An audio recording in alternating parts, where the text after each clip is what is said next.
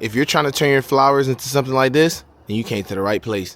What's good, y'all? KJ here with the Urban Fruit Forest, back with another video for you guys. Today I will be showing you how to hand pollinate your sugar apples, Atemoyas, Cherimoyas, anything that falls under the Annona variety. This technique will work. So I'm gonna go ahead and show you guys how to hand pollinate them. Before we get started, you're gonna need a container to collect your male pollen, because you know about these plants, right? The female flower usually shows up before the male flower does, and you know we need pollen on the female parts of the flower in order to get fruit. So that's our problem here, is that the flowers of these Annona varieties they're called protogenous, I think, or protogeny, either one, right? All that means is that the female parts of the flower mature before the male flower does. So usually we get our female flowers in the beginning of the day, morning, early afternoon, and then they start to change up. And I'll show you guys a perfect example. They start to change up and then turn into a male later on into the evening. So what you're gonna need is a container to carry your pollen, to collect your pollen, and you're gonna need a skinny brush, because as you know, female flower petals don't really open up too much. So let me not do too much talking and show you guys how we can get this done. All right, so it's a bit windy, but if you look right here, this is what a male flower looks like. As you can see, the petals are wide open. They kind of look like helicopter wings. Let's get it from over here.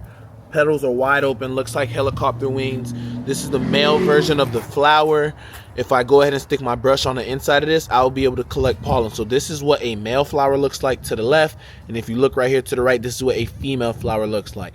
The thing about Atemoyas, Cherimoyas, sugar apples, custard apples, the female state opens up first and the male state comes out second. So we need that pollen. That's when we're gonna go ahead and collect it right now. From this is where we want to go in, take our container, and go ahead and collect pollen. All right, so I'm gonna go ahead and use my skinny paintbrush, and you can probably see the pollen grains falling out. I'm going to collect male pollen.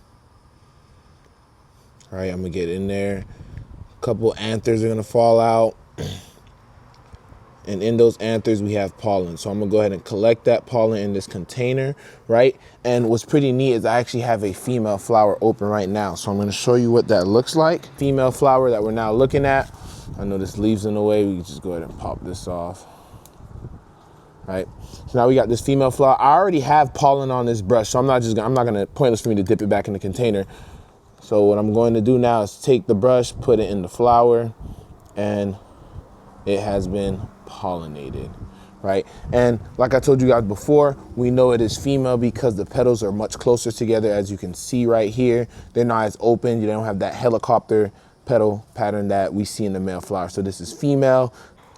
All right, and this is what it looks like in its female stage. As you can see, the petals are a lot tighter.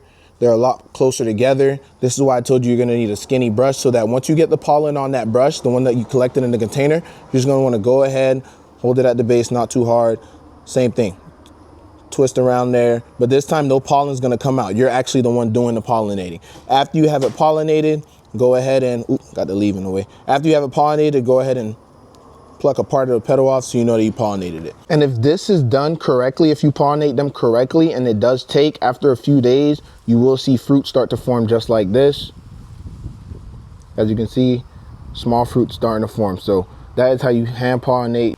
So there you go. That is how you go ahead to pollinate your sugar apple flowers, Cherimoya flowers, whatever it is. If it's an Annona, that's how you go about pollinating it. The male flowers open up second, female flowers open up first. Remember, they switch around early morning, late evening, so you just gotta make sure you time it right so you can catch them. You mainly wanna catch the male flowers, because the female ones, you're gonna catch them. So you catch the male flowers, collect that pollen. I store mine in the fridge. Some people do it in the freezer. It works fine for me in the fridge. Whenever I see some female flowers, I pull this out, go ahead and pollinate it. And like you guys saw, you see what it looks like when the flower takes and you get fruit. So if you guys like what you saw, go ahead, like, comment. Don't forget to subscribe to the channel. And if you're growing any type of Annonas, go ahead and comment down below.